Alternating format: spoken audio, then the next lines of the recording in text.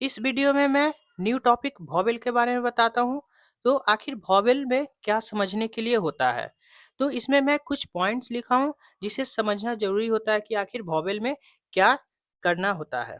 तो सबसे पहला पॉइंट अगर कहूँ तो किसी स्ट्रोक को तीन भागों में बांटा जाता है। शुरू वाले भाग, बीच वाले भाग, अंत वाले भाग। तो इसमें मैं इंग्लिश लिखा हूँ, फर्स्ट प्लेस, सेकेंड प्लेस और थर्ड प्लेस। तो इसके बाद जनरली क्या समझना होता है कि आखिर प्लेस क्यों इम्पोर्टेंट होता है। तो इसमें मैं एग्जाम्पल लिखा हूँ और आगे मैं लाइट डॉट, हैवी डॉट और लाइट डैश और हैवी डैश के बारे में बताऊंगा कि आखिर क्या होता है। तो सबसे पहले एग्जाम्पल मैं इसे बता देता हूँ। मान लीजिए कि ये है डाउनवर्ड स्ट्रोक। तो ये फर्स्ट, सेकंड, थर्ड प्लेस। तो ये क्यों इम्पोर्टेंट होता है, क्योंकि इसी के अनुसार डॉट डैश का प्रयोग होता है। ठीक है। तो ये इस प्रकार अगर कहूँ तो इसमें हॉरिजॉन्टल स्ट्रोक है। तो इसे भी तीन पार्ट में ही डिवाइड किया हूँ, फर्स्ट, सेकंड, थर्ड। ये हुआ upward stroke, first, second, third. अगर डाउनवर्ड स्ट्रोक में जाऊं तो यहाँ से स्टार्ट होगा, फर्स्ट, सेकंड, थर्ड। एल दो प्रकार से होता है। एल इसलिए लिखा ताकि आप लोगों को और अच्छे से समझ में आए आखिर ये नीचे वन क्यों लिखा हुआ है और वन ऊपर क्यों लिखा हुआ है। तो जनरली अपवर्ड स्ट्रोक है तो ये नीचे से ऊपर की ओर जाता है। तो नीचे से अगर स्टार्ट कर रहा हूँ तो फर्स्ट, सेकंड, थर्ड इस प्रकार जाएगा। अगर ये डाउनवर्ड स्ट्रोक में एल है तो यहाँ से स्टार्ट कर रहा हूँ तो ये फर्स्ट, सेकंड, थर्ड। और इसी के अकॉर्डिंग जो है डॉट और डैश का प्रयोग होता है। तो आगे और देखते हैं। किसी स्ट्रोक में दो प्रकार से वॉवेल लगाते हैं, डॉट द्वारा, डैश द्वारा। ये इंपॉर्टेंट पार्ट होता है। इसी से आप आगे स्ट्रोक को समझिएगा कि किस प्रकार से लाइन के ऊपर लिखना है, कि लाइन पर लिखना है या लाइन के नीचे लिखना है। तो जनरली वॉवेल में डॉट डैश इंपॉर्टेंट होता है। तो इसमें मैं आगे समझाता हूँ। जैसे कि फर्स्ट प्लेस, इसको ध्यान से समझिएगा। First place, second place, third place है। जैसे कि मैं ए लिखा हूं तो ये लाइट डॉट पड़ेगा। देखिए यहाँ मैं लाइट, सिर्फ लाइट डॉट इस प्रकार से मैं किया हूं। अगर इसी को सेकेंड प्लेस में ई लिखता हूं तो ये ए हो जाएगा। ठीक है। जैसे कि देखिए सेकेंड प्लेस में यहाँ डॉट लिखा हूं, फिर थर्ड प्लेस में ई का उच्चारण, पढ़ने में तो आई आ रहा है लेकिन ऐसे अगर पढ़ रहा हूं तो ई है। तो ई देखिए यहाँ पर थर्ड पार्ट में लिखा हूं, यानी कि फर्स्ट प्लेस में फर्स्ट पार्ट में डॉट दिया हूं लाइट, सेकेंड प्लेस में सेकेंड में दिया हूं डॉट, थर्ड प्लेस में थर्ड पार्ट के रूप में डॉट दिया हूं।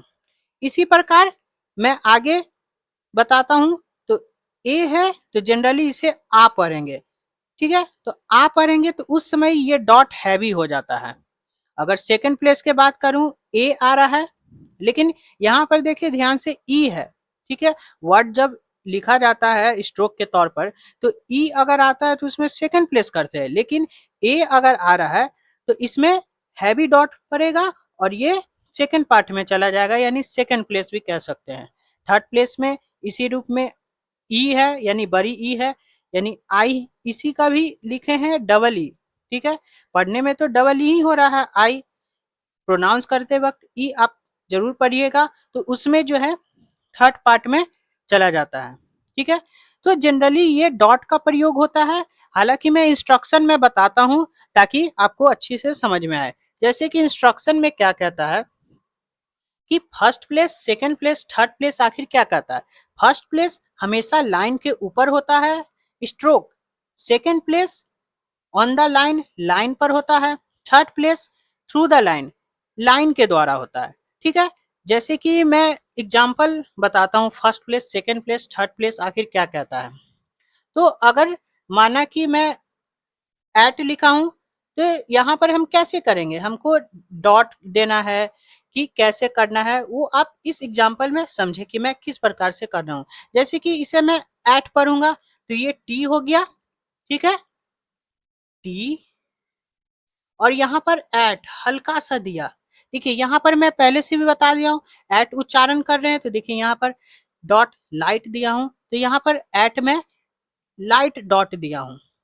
अगर टैप पढ़ रहा हूँ तो टी ही होगा, लेकिन ये डॉट जो है इधर चल जाएगा और ये लाइट में पढ़ेंगे, ठीक है। अब इसे क्या पढ़ेंगे, आप। तो आप में यहां पर देखें कि आ रहा है, तो आ रहा है, तो ये पी ही हो जाएगा। देखिए यहां पर पी में किया और ये लाइन के ऊपर है, ठीक है।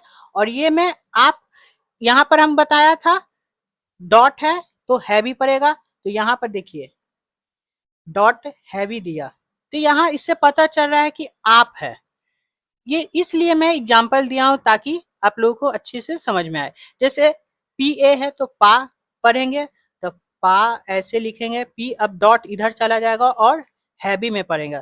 तो यहीं पर ये अंतर समझा रहा है कि एट है या टे है, तो ये तो लाइट डॉट ही होगा, ठीक है। आप है, पा है, तो ये आ से उच्चारण आ रहा है, तो यहाँ मैं हैवी डॉट दिया हूँ। इसी प्रकार आगे मैं लिखते जाऊंगा ताकि आपको समझ में आए। इसी प्रकार अगर सेकंड प्लेस में कहूँ तो ये एज है, तो एज में मैं कैसे लिखा हूँ, देखिए ई से स्टार्ट हो रहा है, तो और एज भी पढ़ने में आ रहा है, तो ये जो है यहाँ लाइट डॉट इस्तेमाल किया हूँ। तो यहाँ पर ऐसे करूंगा, जे लिखा, ये तो जे हो गया, और ये हल्का सा दिया एज हो गया। इसी को जे पढ़ेंगे, जे ई, तो जे ऐसे दिया और ये भी हल्का में ही होगा, क्योंकि ई कहने का मतलब होता है ए, और ये लाइट डॉट है।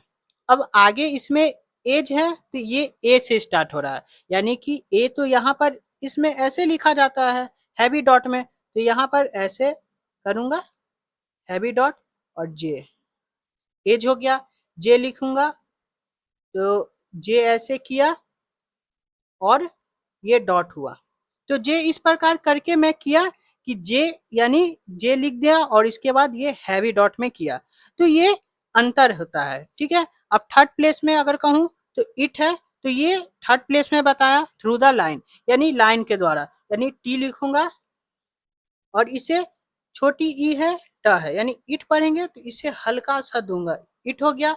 इसी को जस्ट विपरीत कर दिया, टी टी हल्का सा किया, तो मैं इस प्रकार आई लिखा, इट यानी छोटी ही है, और ये लाइट डॉट है, तो इस प्रकार मैं किया।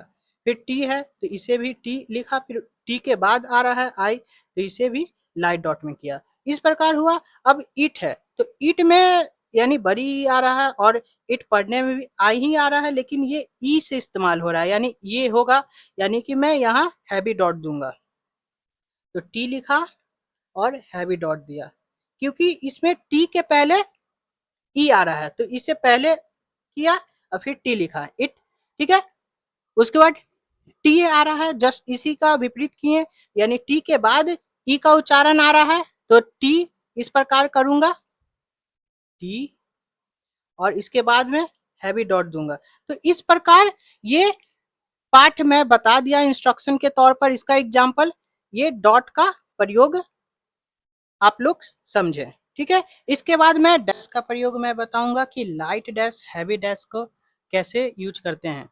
तो फर्स्ट प्लेस में ओ है, तो ये लाइट डैश हुआ, और इसी के जगह विपरीत में ए यू है, ओ यू है, ए डब्ल्यू है, तो इसे उच्चारण में ओ बोल रहे हैं, तो ये हैवी डैश में मैं लिखा हूं इस प्रकार, ओ इस प्रकार से पढ़ने में आ रहा है, ठीक है। और इसके बाद सेकंड प्लेस में यू है, लेकिन वर्ड में देखना है कि अ कहाँ पढ़े जा रहा है और ओ कैसे पढ़ा जा रहा है। तो यू है तो अ है, तो लाइट डैश सेकंड प्लेस में है, ओ है तो सेकंड प्लेस में ही है, लेकिन हैवी डैश में किया हूँ। थर्ड प्लेस में अगर देखते हैं, देखा जाता है तो लाइट डैश यू है, यानी ऊ पढ़ा जा रहा है, तो इसमें लाइट डैश है, और यू है यानी ऊ ही पढ़ा जा रहा है, लेकिन इस टाइम मैं लिखा हूँ हैवी डैश। तो एग्जाम्पल में ज़्यादा से क्लियर समझ में आएगा किस प्रकार किया जाता है। तो फर्स्ट प्लेस में ऑप्ट लिखा हूँ मैं, तो पी लिखा और टी लिखा, ये मैं फर्स्ट प्लेस में क्योंकि ओ आ रहा है, ठीक है। ये आ रहा है ओ, यानी कि मैं ओ लिखा, लेकिन ये पी क्योंकि मैं समझ गया कि ओ है तो लाइट डैश फर्स्ट प्लेस में है, तो पी जो है लाइन के ऊपर लिखा हूँ, बाकी टी है तो फिर इसी के बाद टी मैं लिखा हूँ, तो ऑप्ट है और मैं फर्स्ट प्लेस में ओ को लाइट डैश से किया जाता है तो ऐसे कर दिया लाइट डैश, तो ये ऑप्ट पढ़ा गया। ठीक है, इसी प्रकार पॉट पढ़ा जाता है तो पॉट, इसे भी लाइट डैश में ही रहेगा। ठीक है, अब इसके बाद इसे क्या पढ़ा जाएगा, ऑट।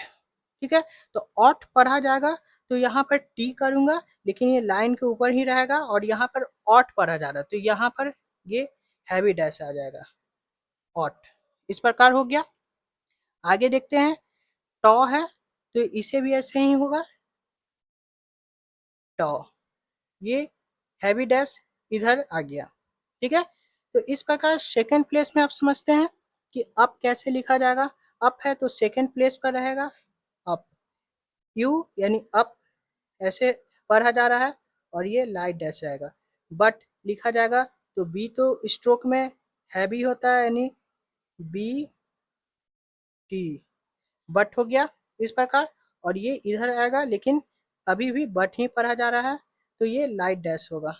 ठीक है, ओम आ रहा है तो इसमें इस प्रकार से उच्चारण किया जा रहा है, यानी एम तो लिखा जाएगा लेकिन ओम यानी एम के पहले ओ है तो यहाँ पर हैवी डैश आ जाएगा ओम।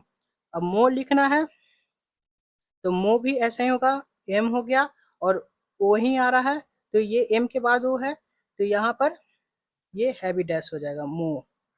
ठीक है, इस प्रकार से हो गया। थर्ड प्लेस में आते हैं तो ये पुट पढ़ा जाएगा यानी यू है लेकिन ये थर्ड प्लेस में है तो थर्ड प्लेस को जनरली कैसे लिखा जाता है, तो ये मैं लाइन कट करके लिखता हूँ पुट और यहाँ पर ये लाइट डैश होगा। ठीक है, क्योंकि पुट ऐसे उच्चारण किया जा रहा है तो यहाँ पर पी हो गया टी, क्योंकि लाइन के द्वारा होता है जैसा कि मैं पहले बता चुका हूँ, third place through the line होता है तो मैं पी को भी लिखा हूँ लेकिन लाइन कट करके लिखा हूँ टी यानी पुट लिखा हूँ तो ये ऊ पढ़ा जा रहा है तो इसे लाइट डैश में लिखा हूँ उज। तो उज कैसे लिखा जाएगा, ऐसे होगा जेड जैसे कि उज, और ये कैसे आ रहा है, डबल ओ से स्टार्ट हो रहा है तो यहाँ पर हैवी डैश करूंगा, उज हो गया। जू लिखना है तो इसमें भी जेड ऐसे ही हो जाएगा और यहाँ पर जेड के बाद डबल ओ आ रहा है और ये हैवी डैश हो जाएगा। तो इस प्रकार से ये कंप्लीट हुआ। आई होप आप लोगों को समझ में आ गया होगा और कुछ भी डाउट होता है तो कमेंट्स में पूछे और हाँ, चैनल को लाइक और सब्सक्राइब करें ताकि आप अच्छे से इंग्लिश शॉर्ट हैंड को समझ सकें।